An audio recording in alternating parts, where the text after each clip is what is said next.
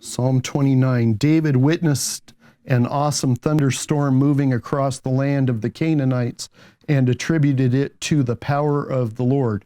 He called on the angels to glorify him who sits as king forever over nature. Psalm 29 is a polemic, that means warlike, or to refute something, against pagan beliefs in false gods who were credited with being responsible for storms. Yeah, I think Baal, which was a popular Canaanite deity, was one of his names was the storm god. So they would give him credit for, their crops and stuff, getting enough rain. Psalm 29, God's mighty power is the pericope, her title, and a psalm of David. Verse 1, give unto Yahweh, O you mighty ones, give unto Yahweh glory and strength. Anyone have something different than mighty ones? Just O ye mighty. How about ESV? Does it say mighty ones at the 29:1? It says, ascribe to the Lord, O heavenly beings, ascribe to the Lord glory and strength. Heavenly beings. Okay. There's a footnote, Hebrew, sons of God or sons of might. Interesting. Sons of God or sons of might. Let me see that. Can you bring that over here so I don't have to yank the wire out here? I'm not going to embarrass you, honest.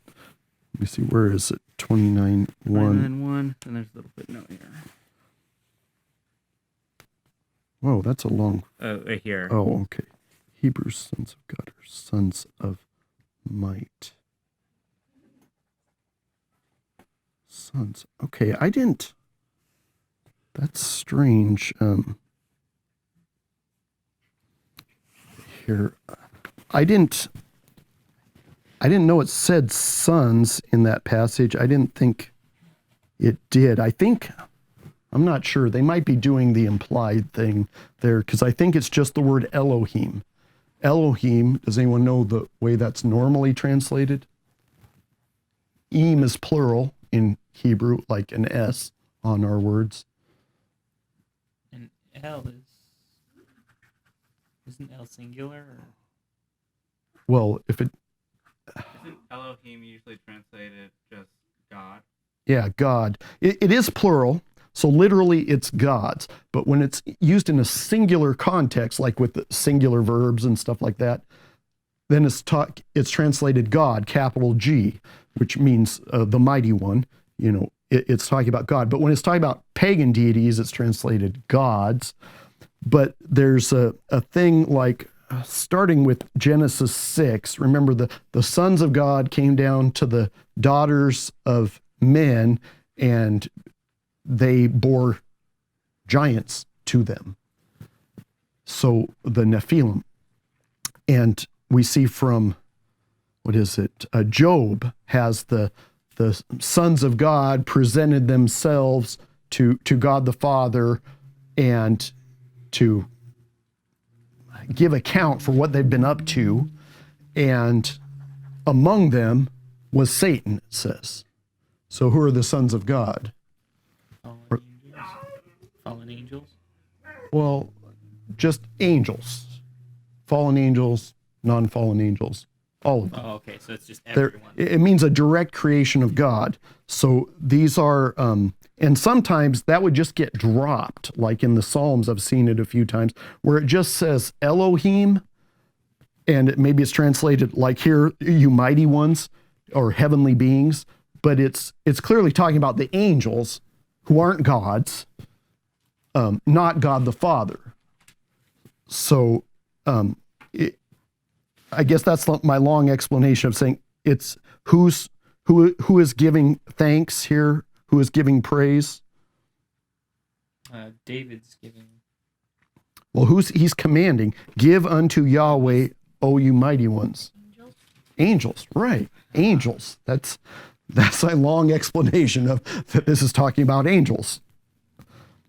Okay, give unto Yahweh glory and strength. Give unto Yahweh the glory, the praise due his name. Worship Yahweh in the beauty of holiness. See, that's where was it? I think it was in a previous psalm that it mentioned like in the New Testament, people always think of angels as, singing, maybe with a harp, sitting on a Stay Puft Marshmallow cloud or something, kind of like in the Bugs Bunny cartoons. But it's but the funny thing is, in the New Testament, it never actually mentions angels singing. And when I say that, I always get a little gasp or whatever in church, and then you hear some, the lady behind you flipping to the Christmas story in the Gospels because it says the angels sang.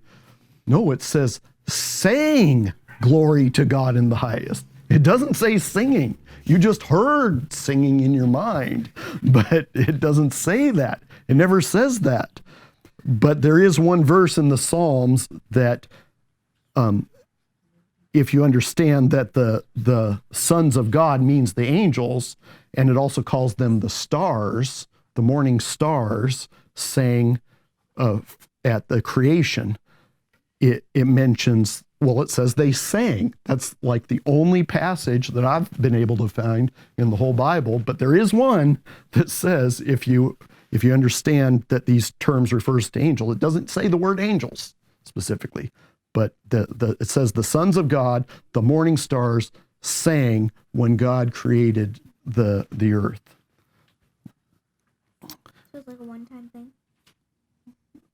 Not necessarily. I just think it proves that they do sing. We're just, the Bible's focus is on us singing praises to God, not so much angels.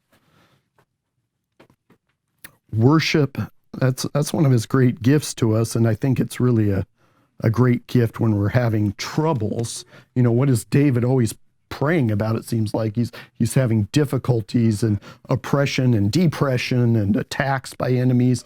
And what does he do to combat that? Sing and praise. He sings praises to Yahweh. So worship Yahweh in the beauty of holiness. He is separate. He is perfect. He is separate and pure from sin. Verse 3, the voice of Yahweh is over the waters.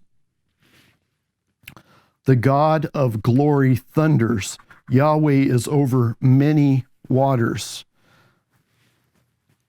So I think David, like that intro said, he's probably witnessing or just witnessed a great storm in Canaan in Israel, and he's saying that like the lightning, the thunder, that's as close as we get right now to hearing the voice of God. It's powerful, it's dangerous, it's scary, it's awesome, it's bright. Remember when the Israelites at Mount Sinai, God started to, I think, give them the 10 Commandments, verbally. And what did the people do? Fell down on their faces. Oh, they were in fear for their lives. They were begging Moses, please, you talk to him. We don't want to talk to him. We don't want to hear him anymore. Because his voice made them feel like they were dying from, judgment on their sin, their sinfulness. Go down, Moses. And thunder can be kind of like that too. Remember, what was it? Martin Luther. That's what kind of turned him around, not really turned him around, but he was in a terrible thunderstorm in the woods. I think, lightning may have been striking trees around him or whatever, but he prayed, Lord, save me from this, and I will become a monk and serve you the rest of my days. And he did. That's what he did, much to his father's displeasure. His dad was sending him money to be like a rich lawyer or something. Yeah.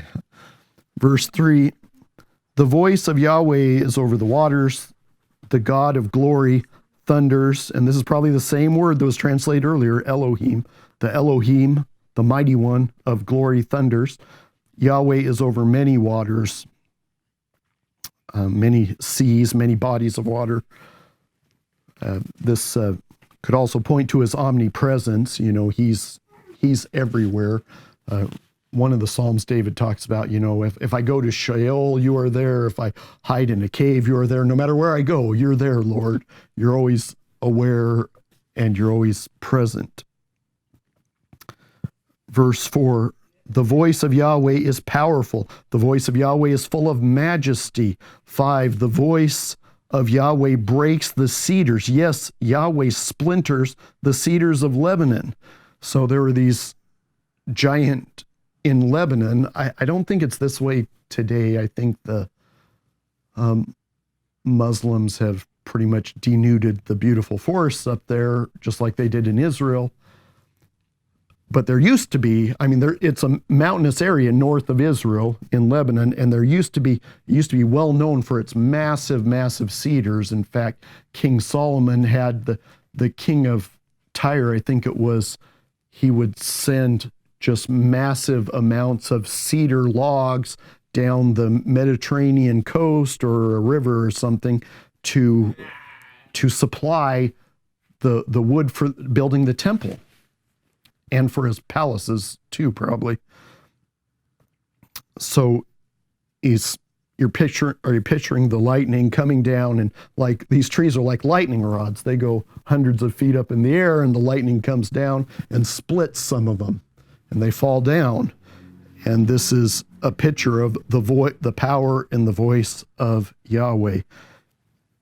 Verse 6, he makes them also to skip like a calf, and Lebanon and Sirion like a young wild ox. And I'm kind of picturing, how lightning is just so unpredictable. It comes down and it splits, and it just seems to hit all these different random places. You heard the saying, lightning never,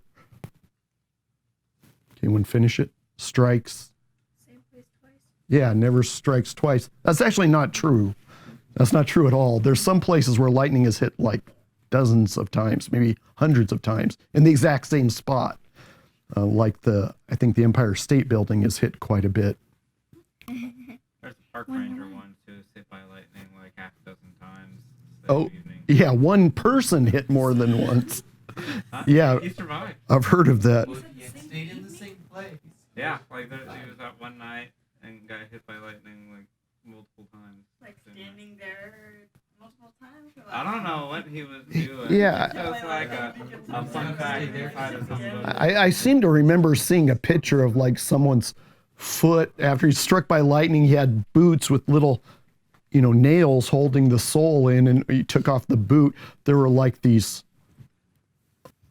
I don't know, like he'd been poked 20 times around the edge of his foot with a hot poker. That's what it looked like. Burn holes in his feet because the lightning went down and traveled through that metal and those little nails that were holding the leather on his boots on. How? Yeah. Verse 7, 29:7, the voice of Yahweh divides the flames of fire. I think he's still talking about the lightning coming down and splitting. 8, the voice of Yahweh shakes the wilderness. And we know it starts fires too, right? Forest fires. The voice of Yahweh shakes the wilderness. And when that deep roaring thunder rolls, it does shake you. You can feel it, your lungs shaking. It's like those teenagers with the big subwoofers in their trunks going by and they're giant speakers that do the low range, like boom, boom, boom, boom, deep bass. Yahweh shakes the wilderness of Kadesh. 9, the voice of Yahweh makes the deer give birth and strips the forest bare, and in his temple everyone says, glory. So the voice of Yahweh makes the deer give birth. When he speaks and the thunder goes out, it causes animals to give premature birth. It's actually kind of a mercy. It's like, they're suffering through this slow birth, and then all of a sudden, boom, it's done. That's the best midwife. Yeah. and strips the forest bare. There's the, forest fires caused by the lightning.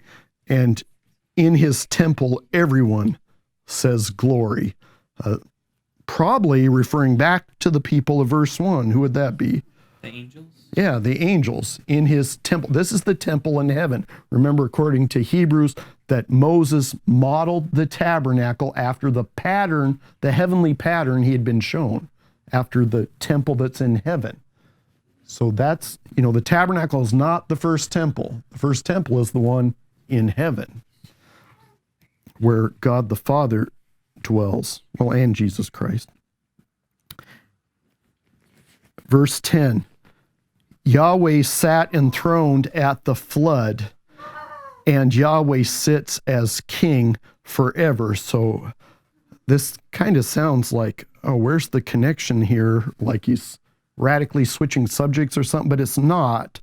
Because remember in verse 3 it said, the God of glory thunders, Yahweh is over many waters, and then it brings up the flood here, and it's demonstrating his ultimate control over nature.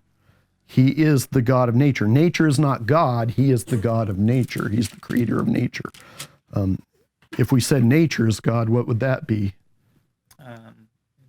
Paganism? Pantheism. All is God, God is all, the rock's God, you're God, the grass is God, everything's God. No. God is separate from his creation. He existed before the creation, right? That's pantheism, and but that's a popular kind of New Agey or Eastern type philosophy. Yahweh is sovereign over the waters, over the lightning, over everything. He is king. Verse 11, Yahweh will give strength to his people. Yahweh will bless his people with peace. Well, have the Jews historically experienced a whole lot of peace? Not for more than a generation. No, not really. Maybe for a few short times when they had a few good kings, but generally no. What, Benjamin? Solomon's time. Yeah, Solomon, when he asked for wisdom, God said, well, since you chose wisely, I'm going to give you all three. I'm going to give you wisdom, and what else? Long life. Long life, or no. Riches, long life, and peace. Riches Yeah. and peace. Wisdom, riches, and peace from your enemies. Peace from your enemies. But this will be fulfilled ultimately when the Prince of Peace comes, when the King of Peace comes, because he will make Israel the head and not the Footstool. tail of the nations. They've been the tail. They've been trampled on all this time. They're still being trampled on, but God's going to make them the head of the nations. Everyone's going to want to come to Israel to worship Jesus Christ. Immigration. What? Gonna have a lot of immigration. Immigration, right? A lot of tourist dollars. I don't think they're concerned about that too much in the kingdom. And some people think this is also talking about when Christ returns, and then at Armageddon, at the end of the tribulation period, and destroys the Antichrist armies that have Jerusalem under siege, and he pretty much destroys from the north. He comes from the east, but destroys from the north to the south is what's being described here. All those place names that are given, like Kadesh in verse 8. I'm not sure, but I've seen it, a couple different commentaries have mentioned it. Well, Israel's going to be a whole lot bigger, isn't it, than the kingdom? Yeah, it'll be bigger. I don't think the Jews have even now they just have a sliver of land. It's like the size of the Willamette Valley for a whole nation. They've got nothing. It doesn't even show up on world maps. It's so small. But what God has promised them, they've never gotten yet. They've gotten some of it for short times, but God promised them, according to, I think it's Genesis 12 and like 15 or whatever, from the Euphrates to the Mediterranean to the river of Egypt. That is a whole lot bigger than what they have now. That's pretty much the whole Middle East from the Euphrates left, unless it's just talking about the upper end of the Euphrates down. But I mean, we just saw a passage lately where it said, remember he said, the strong bulls of Bashan have surrounded me. Well, the Bashan was the beautiful grazing land of Israel east of the Jordan. East of the Jordan. When after the World War II and the Israel got sympathy from the United Nations, what they were promised in the Balfour Declaration was not only this little piece they have now, but Jordan too. They were supposed to have Jordan, but the Muslims complained and started the terrorism and everything, and the British like, "Ooh, we don't know what to do," and they, okay, give 75% of it to the Muslims, even though they've already got 90% of the Middle East.